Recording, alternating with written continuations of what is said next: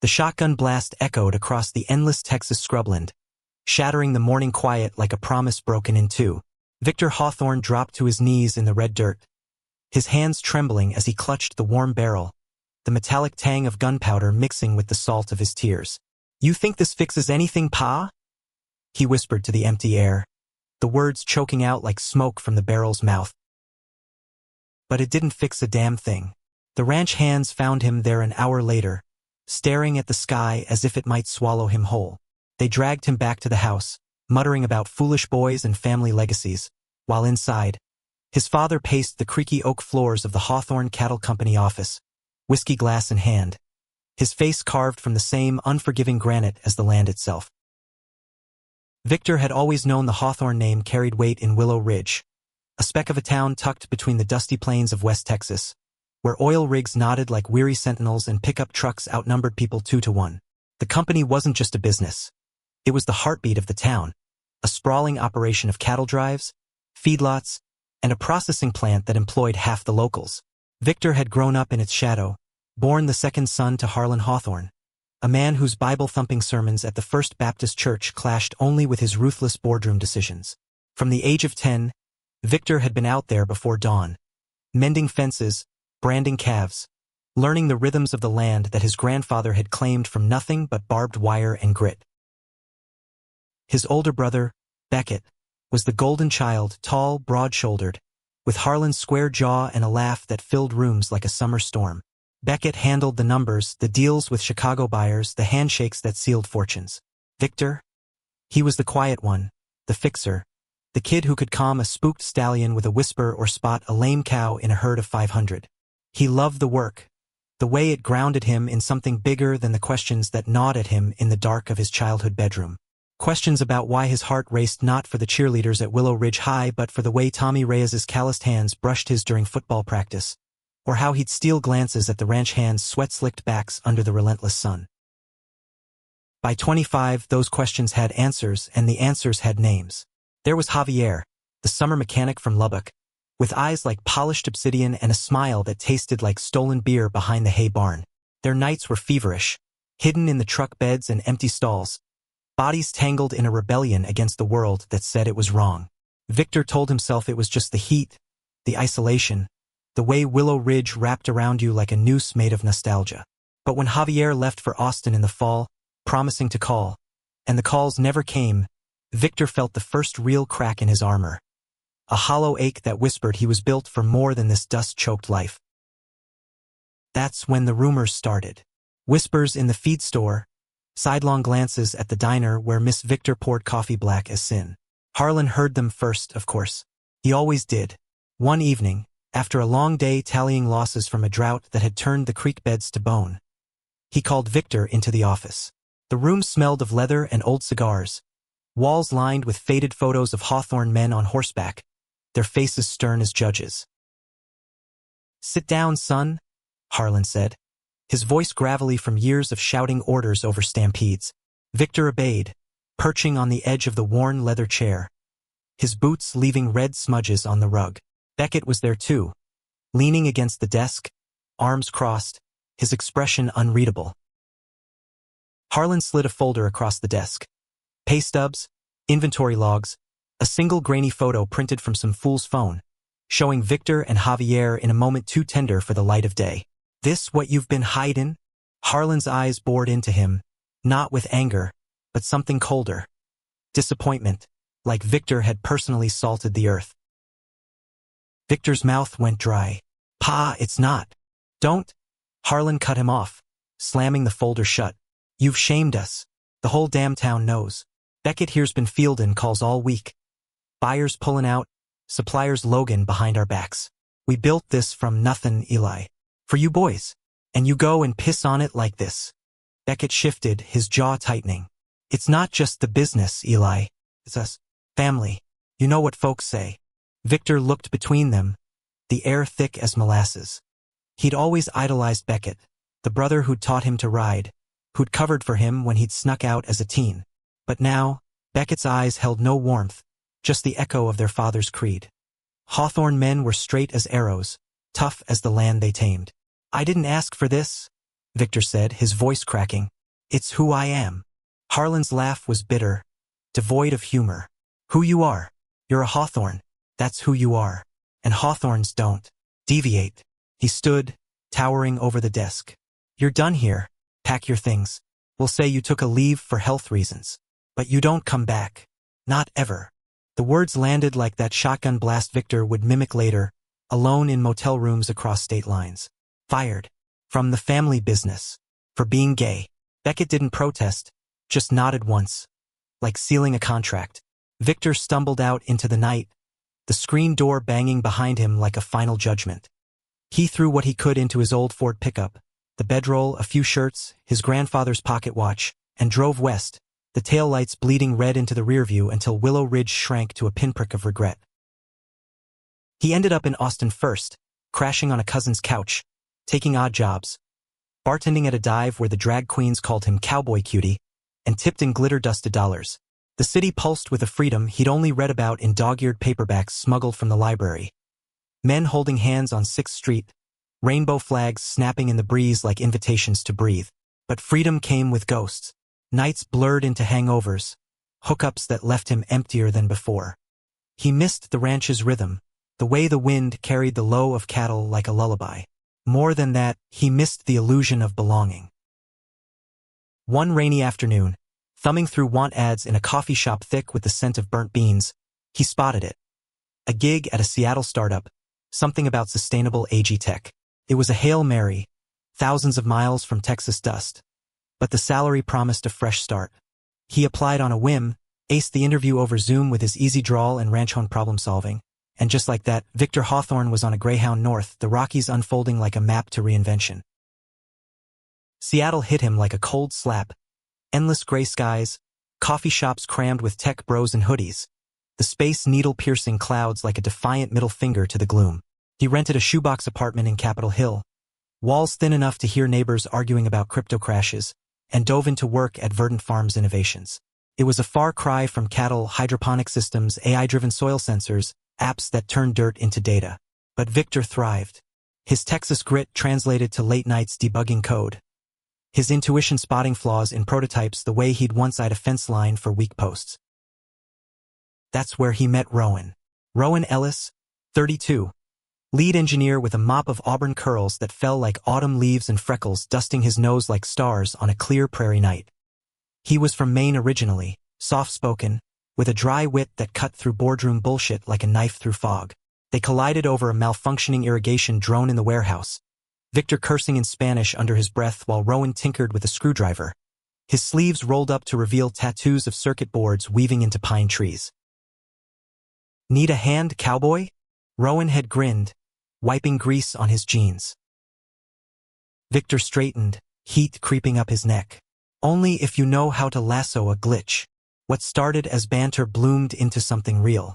Coffee runs turned to dinners at hole-in-the-wall faux spots, where steam curled between them like secrets. Rowan listened when Victor finally spilled the Texas chapter. Not all at once, but in fragments over takeout pad thai, the rain pattering against fogged windows. They cut me out like I was rot, he'd say, staring at his chopsticks.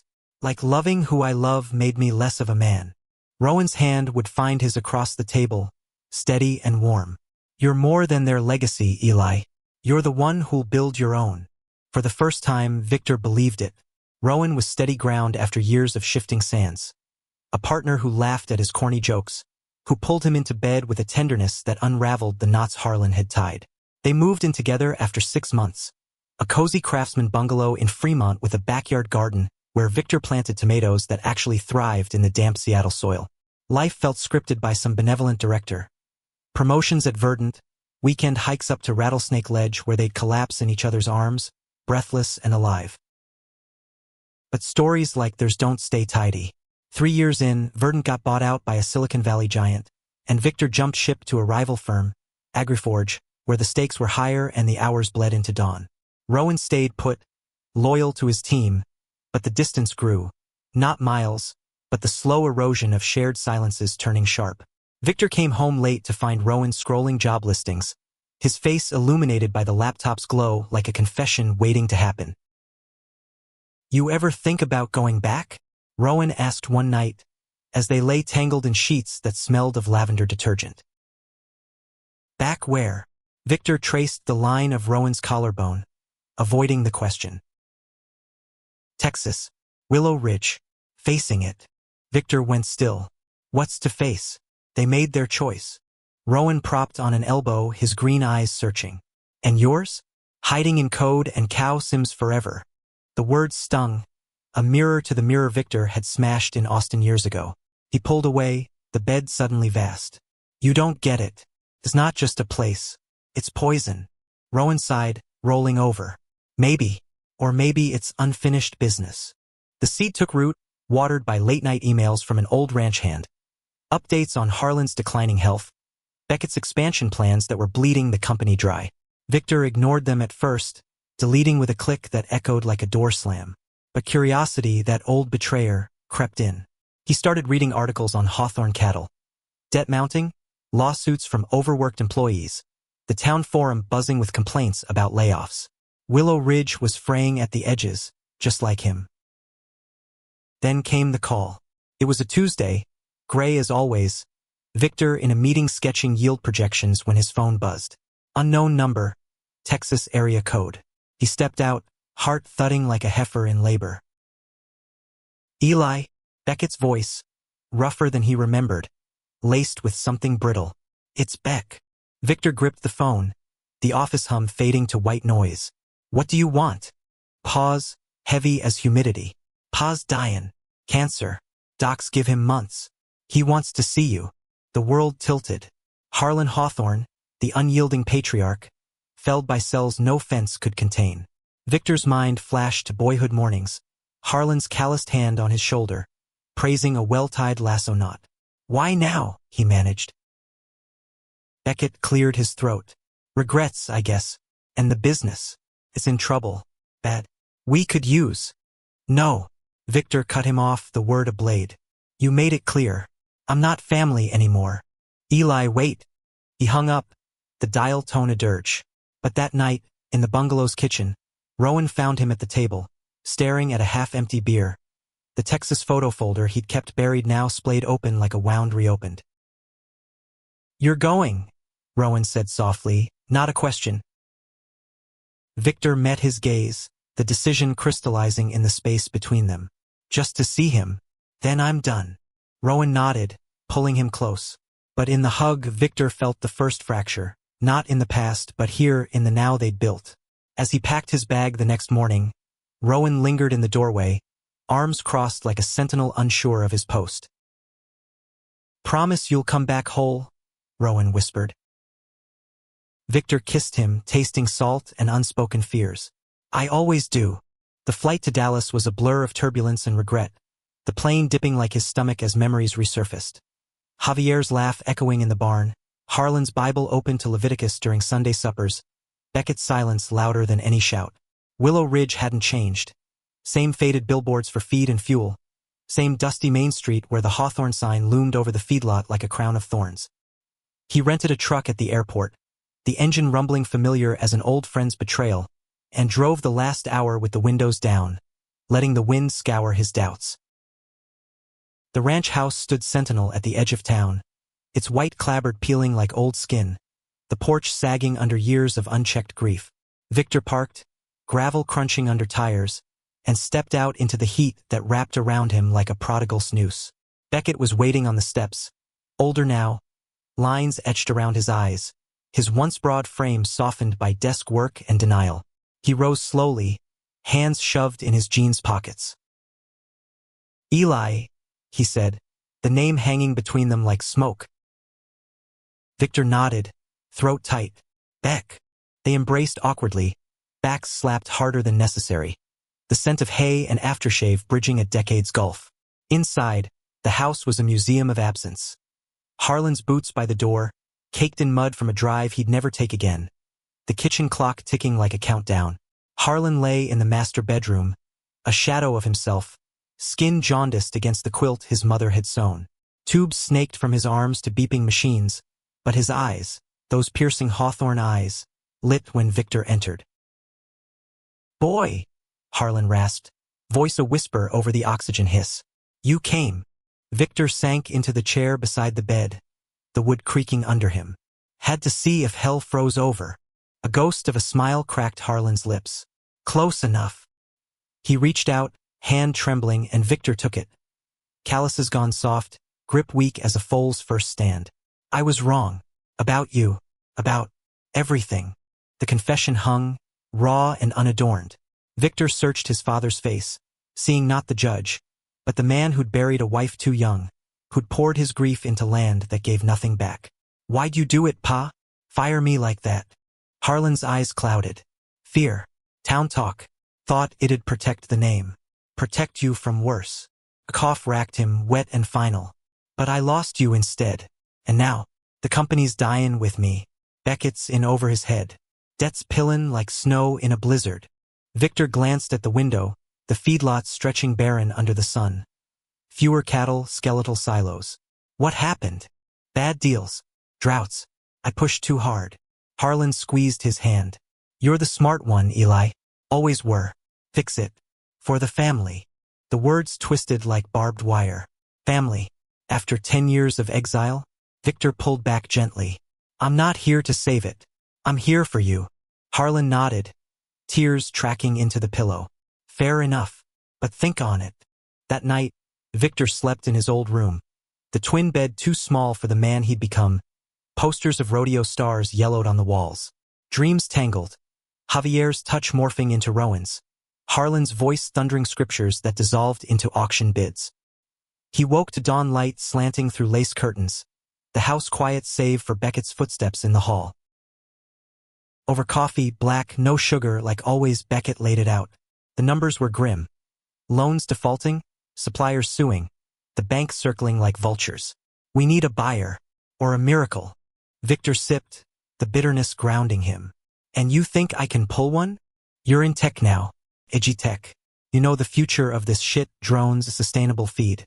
Folks in Seattle pay top dollar for ranches going green. Victor set the mug down, steam curling like doubts. It's not that simple. Beckett leaned forward, elbows on the scarred oak table. It is if you want it to be. Pa's wishin' it. The pull was magnetic, a tide dragging him under. Over the next days, as Harlan slipped further, conversations fading to mumbles, hands clutching Victor's like lifelines. Victor toured the grounds. The land whispered memories. The corral where he'd broken his first horse. The creek where he'd skipped stones with Beckett, dreaming of futures unbound by bloodlines. But the decay was palpable. Fences sagging, equipment rusting, workers eyeing him with wary hope. He called Rowan each night, the signal spotty, voice crackling over miles. It's worse than I thought, he'd say, lying on the porch swing, stars pricking the velvet sky. Rowan's replies grew clipped. And you're staying? Just until, you know. Yeah, I know. On the 7th day, Harlan passed quietly, the monitors flatlining like a sentence ended. The funeral was a town affair, Willow Ridge Baptist packed, eulogies heavy with Hawthorne lore. Victor stood graveside in his best button-down, the earth swallowing the casket like it had swallowed his youth. Beckett clapped his shoulder after, eyes red-rimmed. What now, brother? Victor looked at the headstone, Harlan's name etched fresh. I don't know. But he did. The idea had taken shape in sleepless hours, fueled by Seattle ambition and Texas stubbornness. Buy it back.